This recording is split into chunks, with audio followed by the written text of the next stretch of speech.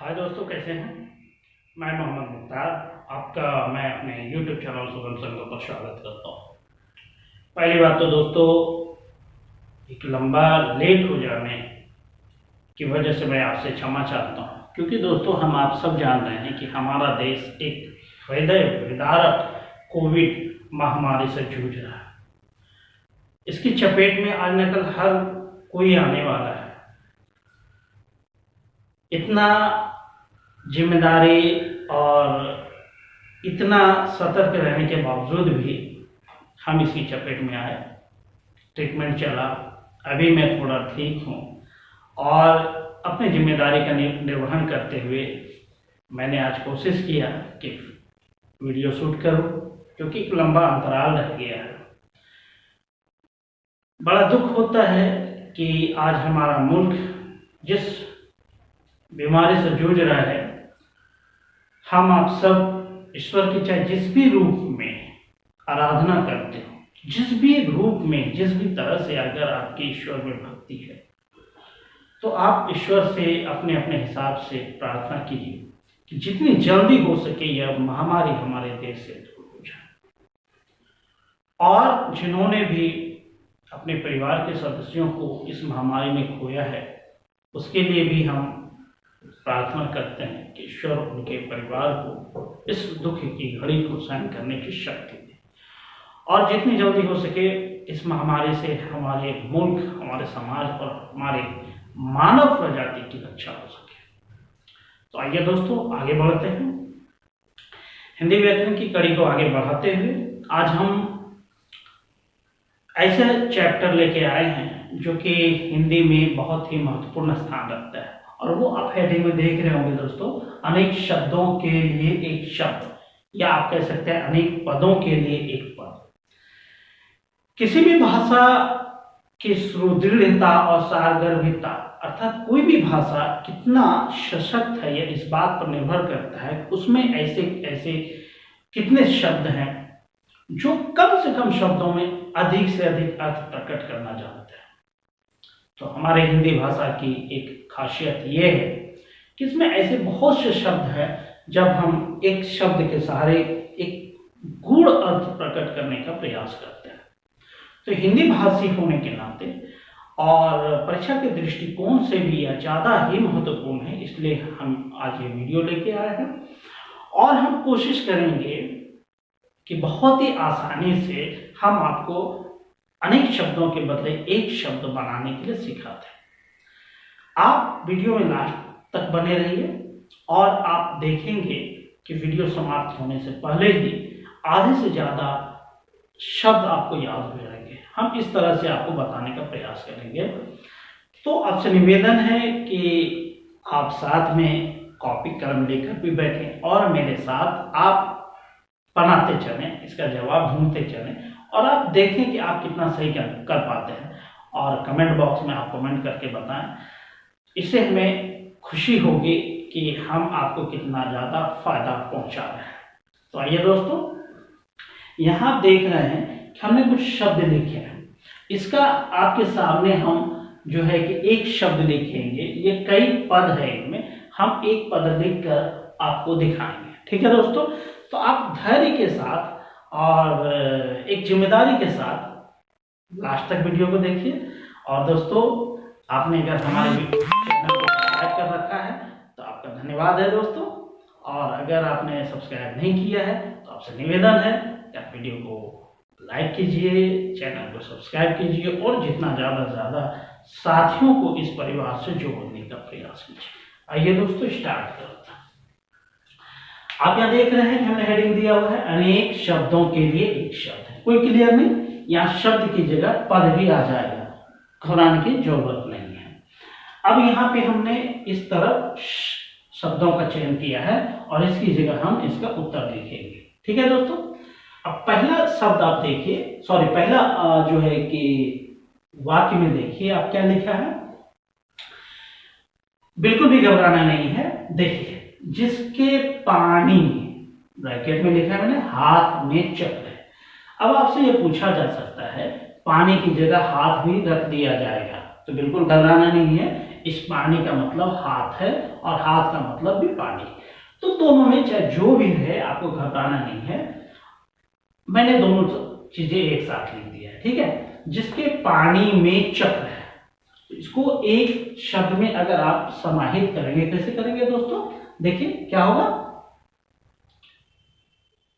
चक्र पानी। बिल्कुल भी घबराना नहीं है, आपका आंसर इसी वाक्य में है, ठीक है। जिसके पानी में चक्र है, आप देख रहे हैं चक्र और पानी को मिला दिया हमने, चक्र पानी। अब इसी तरह और वाक्य भी है, उसको हमें देखना है। चक्र को आगे किया, पानी को पीछे किया। जिसके हाथ में पानी है, सॉरी जिसके हाथ में चक्र है या जिसके पानी में चक्र है, चक्र पानी, अर्थात हाथ में चक्र होना। क्लियर? कोई दिक्कत नहीं होना चाहिए। उसी तरह देखिए इससे मिलता जुलता है। अब इस तरह के वाक्य से मिलता जुलता चाहे जितना भी शब्द हो, आपको इसी तरह बनाना, ये ट्रिक है दोस्तों, ठीक है। अब दूसरा वाक्य देखिए, जिसके पानी में वज्र है, या दे दे जिसके हाथ में वज्र है। जैसे आपने चक्र पानी बनाया उसी तरह इसको बनाना है। क्या हो जाएगा? वज्र पानी। अब वज्र हाथ तो करने देंगे लेकिन पानी देना है, चाहे हाथ यहाँ पे रहे या पानी रहे, लेकिन आपको यहाँ पे पानी शब्द का उपयोग करना है। क्लियर है? जिसके पानी में वज्र है, वज्र पानी, कोई कंफ्यूजन नहीं होनी चाहिए। अब तीसरा वाक्य को देखिए, जिसके पानी में वीणा है। आप क्या देख रहे हैं? पानी को बाहर कर देना है और जो अगला शब्द है वो पहले हो जाता है। उसी तरह ये पानी बाद में हो जाएगा और वीणा पहले हो जाएगा। क्या हो जाएगा दोस्तों? वीणा पानी। चूंकि यह नो हो रहा है। क्लियर है दोस्तों? कोई दिक्कत नहीं होनी चाहिए। ये तीन शब्द मेरे ख्याल से आपको पूरी तरह याद हो गया होगा, ठीक है। पानी में कुछ भी रहे, जो है वो पहले हो गया, वो पानी पीछे हो गया। क्लियर? अब आइए दूसरा, जिसके चार भुजाएं हैं, या चार की जगह कुछ भी दे दे, भुजाएं मतलब भुजा, इतना समझ लीजिए। चार दे दे, तीन दे दे, दो दे दे, पांच दे दे, कुछ भी रहे, तो एक मैंने ये वाक्य लिखा, जिसके चार भुजाएं हैं, तो क्या हो जाएगा? चतुर्भुज। पांच भुजाएं रहे तो पंचभुज, तीन भुजाएं रहे तो त्रिभुज। तो देख रहे हैं एक शब्द से कई सारे शब्द आपके क्लियर हो जा रहे हैं, ठीक है। अगला देखिए, जिसके 10 आनन है, आनन कहते हैं सिर को, सिर, ठीक है। जिसके 10 आनन है, तो क्या होगा दोस्तों? एक फेमस नाम है दशानन। यहां पे आपको एक चीज याद रखना है दोस्तों, 10 में दंसो है, लेकिन यहाँ पे तालव्य का आपको प्रयोग करना है, ठीक है। ये चीजें आपको ध्यान रखना है। जिसके 10 आनन है दशानन, जिसके बाकी 10 की जगह कुछ भी संख्या रहे उस तरह यहाँ पे संख्या देंगे। आनन है तो आने ही 10 जोड़ आनन बराबर दशानन होगा। क्लियर है? यहाँ पे आपको याद रखने में कोई परेशानी नहीं होनी चाहिए। अब आगे देखिए, जिसके आने की तिथि न हो, पहली बात तो ये क्लियर कीजिए, जिसके आने की तिथि न हो, या इस तरह पूछ दे जिसके आने की तिथि मालूम न हो, कोई भी चीज, ये दोनों में से कुछ भी लिख दे। जिसके आने की तिथि न हो या जिसके आने की तिथि मालूम न हो, तो क्या हो गया? तो इसका एक शब्द हम चुनेंगे, तिथि मालूम न है। क्लियर है? तो अ मतलब नहीं, तिथि मतलब समय, ये हो गया अतिथि। अ मतलब नहीं, तिथि मतलब तिथि। आप देख रहे हैं कि कोई ज्यादा कठिन नहीं, आराम से बन जा रहा है। अनेक शब्दों या पदों के बदले एक शब्द या पद। ये वो है जैसे मेहमान, अपने यहाँ कोई मेहमान आता है। हालांकि आज इस टेलीफोन के जमाने में जब फोन बहुत सस्ता हो गया है, इस जमाने में वो अब अतिथि वाली बात नहीं रही, अब गेस्ट हो गए हैं। क्योंकि आने से 1 महीना पहले, 2 महीना पहले तक लोगों को पता चल जाता है कि हमारे यहाँ अमुक व्यक्ति आ रहा है। एक समय हुआ करता था जब टेलीफोन नहीं था, मोबाइल नहीं था, और चिट्ठी पत्री का सहारा लेते थे, और कई बार तो उसका भी सहारा नहीं लेते थे, लोग पहुंच जाते थे अचानक, तो उसे ही कहा गया था अतिथि, मतलब जिसके आने की तिथि मालूम नहीं है। क्लियर है दोस्तों? आप देख रहे हैं कोई ज्यादा कठिन नहीं है। अब आइए देखते हैं अगला। जिसके शेखर पर चंद्र है, क्लियर, शेखर मतलब ये सिर, शिखर, सिर, जिसके शिखर पर चंद्र है, तो एकदम नहीं घबराना है, आराम से बन जाएगा। क्या हो जाएगा, ये शेखर है, ये चंद्र है, तो क्या हो जाएगा, चंद्र शेखर। ये सब परीक्षा के दृष्टिकोण से बहुत ही महत्वपूर्ण है दोस्तों। देख रहे हैं, चंद्र शेखर हो गया क्लियर, कोई दिक्कत नहीं। अब अगला देखिए, जिसके समान द्वितीय नहीं है। द्वितीय का मतलब होता है दूसरा, जिसके समान दूसरा नहीं है, इसको क्या बोलेंगे। चूंकि हमने दूसरा की जगह द्वितीय शब्द का प्रयोग किया है ताकि आपको समझने में और भी आसानी हो। आप इस जगह द्वितीय दे दे या दूसरा दे, जिसके समान दूसरा नहीं है या जिसके समान द्वितीय नहीं है, तो चूंकि नहीं की जगह अ हो जाएगा, और द्वितीय तो आप समझ ही रहे हैं, जिसके समान दूसरा नहीं है, अद्वितीय। क्लियर। अब आगे देखिए, जिसके पार देखा ना जा सके। इस चीज को पहले समझिए। कोई चीज है, उसके पार हम नहीं देख पा रहे हैं, उसके बाद क्या है उसे हम नहीं देख सकते हैं, तो इस चीज को हमें एक शब्द में पिरोना है, जिसके पार देखा ना जा सके। तो इसको बोल दीजिए, हो जाएगा अपारदर्शक। क्लियर है दोस्तों, ये हो गया, कोई दिक्कत नहीं होना चाहिए। अब उसका चूंकि यहां देखा ना जा सके, ना है, अगर ना हट जाए तो क्या होगा, वही चीज हमने दूसरा वाक्य में लिखा है, जिसके पार देखा जा सके। तो अ मतलब तो नहीं था, अ हटा दीजिए, क्या हो जाएगा, पारदर्शक। क्लियर। आगे देखिए, जिसके हृदय में ममता नहीं है। जिसके हृदय में ममता नहीं है, तो यहां ममता से रिलेटेड है, ममता नहीं है, इस तरह आप कह सकते हैं।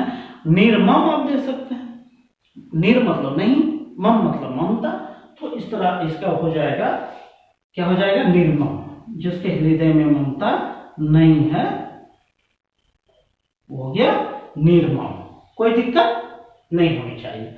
आगे दोस्तों देखते हैं, जिसके हृदय में दया नहीं है। आप यहां पे देख सकते हैं, जिसके हृदय में ममता नहीं है, निर्मम, उसी तरह मिलता जुलता ममता की जगह दया दे दिया, तो जिसके हृदय में दया नहीं है, तो क्या हो जाएगा, यहां निर्मम था तो वहां क्या हो जाएगा, चूंकि दया शब्द है तो क्या हो जाएगा, निर्दय। क्या लिख देंगे दोस्तों, निर्दय।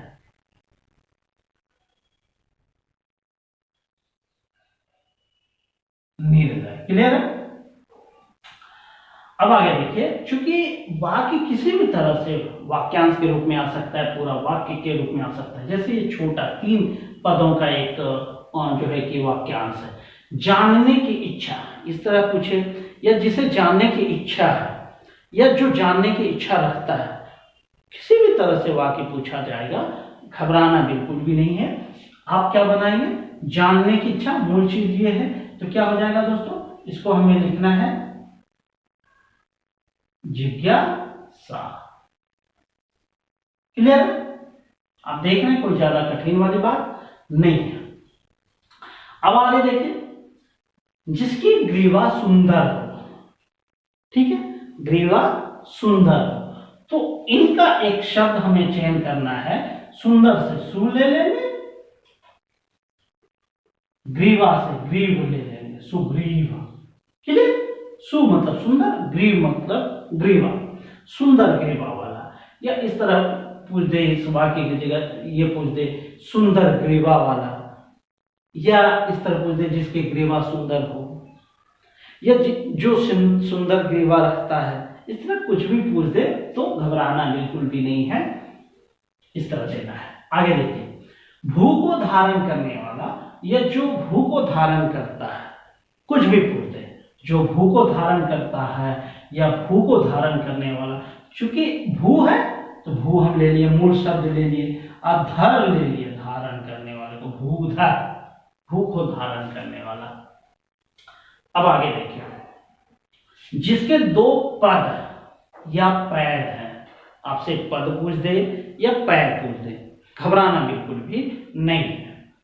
जिसके दो पद या पैर, दोनों में कोई पूछ दे, पद पूछ दे या पैर पूछ दे, लेकिन आपको लिखना पद से ही है ना। जैसे दो पद तो क्या हो जाएगा, द्विपद। जिसके दो पद या पैर, पैर पूछे या पैर पूछे, आपको लिखना पद ही है। द्वि मतलब दो, पद मतलब पद या पैर। क्लियर है, कोई दिक्कत नहीं। अब यहाँ पे दो की जगह कुछ भी पूछ दे, जिसके 3 पद है, 4 पद है, 5 पद है, 6 पद, मतलब कुछ भी पूछ दे, उस संख्या आपको लिखना है पहले, पद बाद में।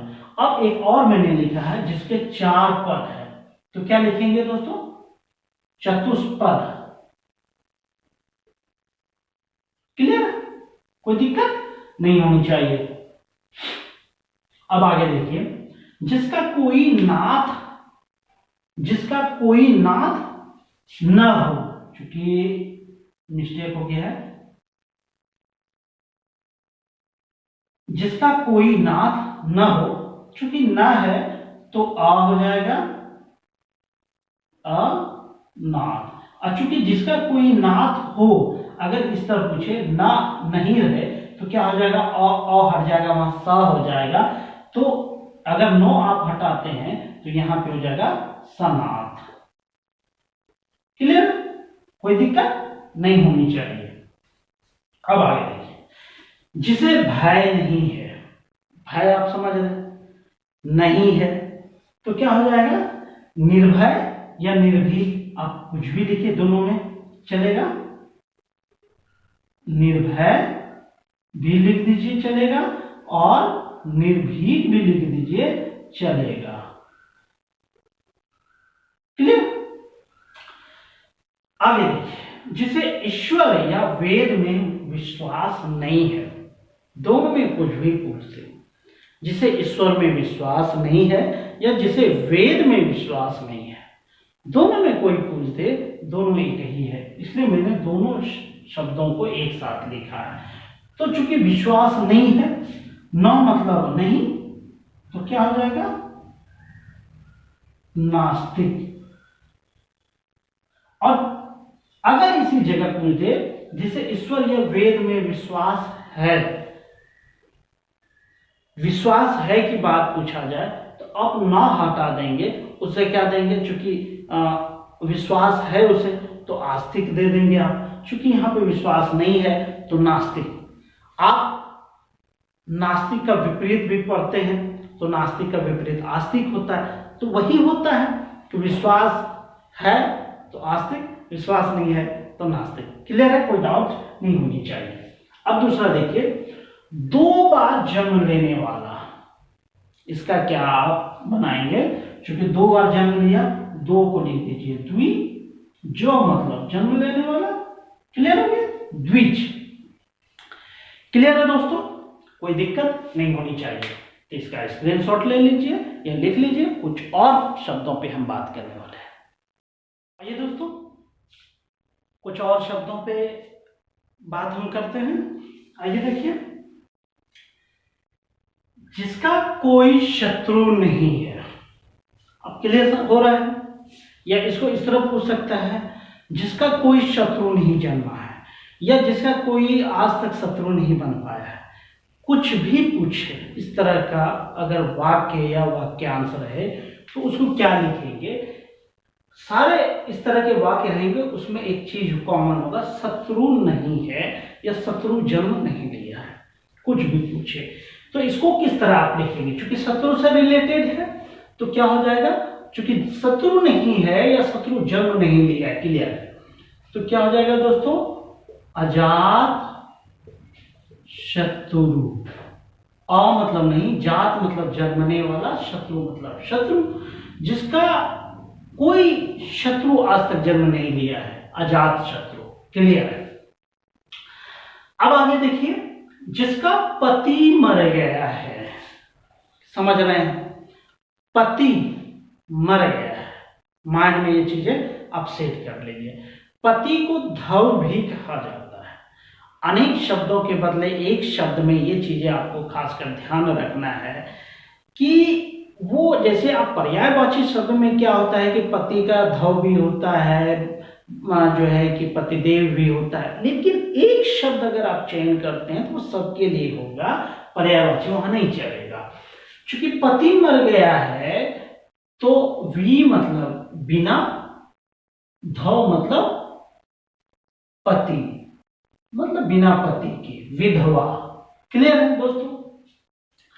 अब ठीक उल्टा है उसका, जिसका पति जीवित है या जिसका पति साथ है, कुछ भी पूछते तो चूंकि विधवा का उल्टा हो जाता है, वो हो जाता है दोस्तों सधवा।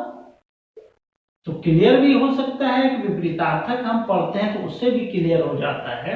विधवा मतलब जिसका पति मर गया है, सधवा मतलब जिसका पति जीवित है या जिसका पति साथ है। क्लियर? अब आगे देखिए, जल में जन्मने वाला या जिसका जन्म जल में हुआ है या जो जल में जन्म लेता है, इस तरह के वाक्यों की स्थिति में एक शब्द का चयन करना है। जल तो जल हो जाएगा, और जो मतलब जन्म लेना, जलज, जल में जन्म लेने वाला, कोई दिक्कत नहीं होनी चाहिए दोस्तों।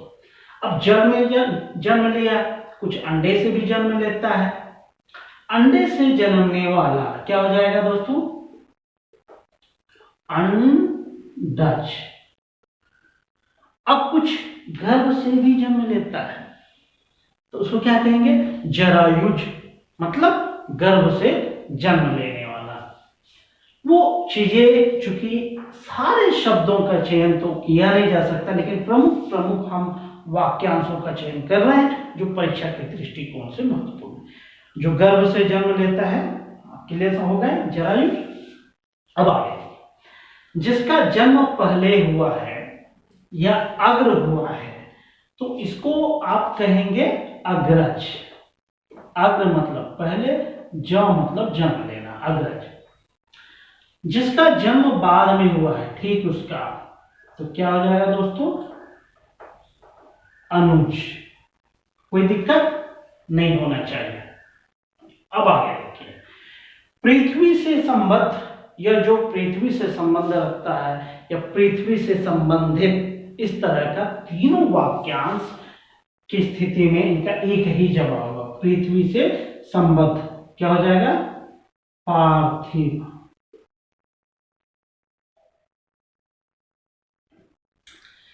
साहित्य से संबद्ध या साहित्य रचना से संबद्ध या जो साहित्य रचना से संबंधित है तो क्या हो जाएगा दोस्तों?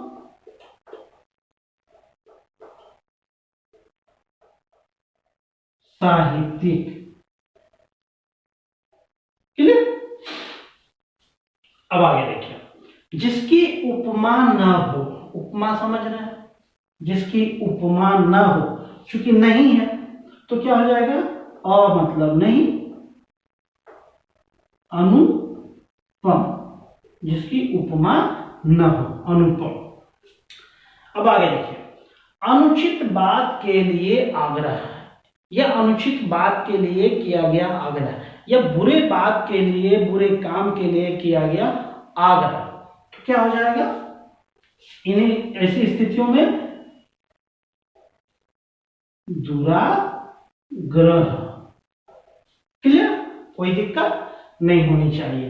अब आगे आइए दोस्तों, देखते हैं, जो कहा ना जा सके, पहले आपको समझना है कि कह क्या रहा। जो कहा ना जा सके तो क्या होता है? कहा ना जा सके तो क्या हो जाएगा? अकथनीय।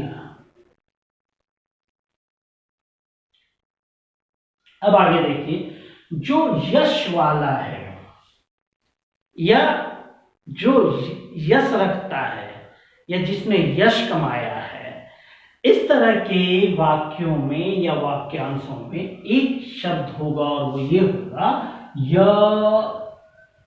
यशस्वी। क्लियर? अब आगे देखिए, सब कुछ जानने वाला या जो सब कुछ जानता है या जिसे सब कुछ का ज्ञान है, ऐसी स्थिति में, ऐसे वाक्यांशों में क्या होगा, सब कुछ जानने वाला। तो क्या होगा, सब कुछ, तो हो जाएगा सर्वज्ञ। सर्व मतलब सब, और ज्ञ मतलब जानना, सब कुछ जानना। क्लियर। अब आगे देखिए, अल्प जानने वाला, कम जानने वाला, या जो कम जानता है, या जो अल्प जानता है, या जिसे अल्प ज्ञान है, इस तरह का अगर पूछा जाए तो क्या कहेंगे, अल्प जानने वाला।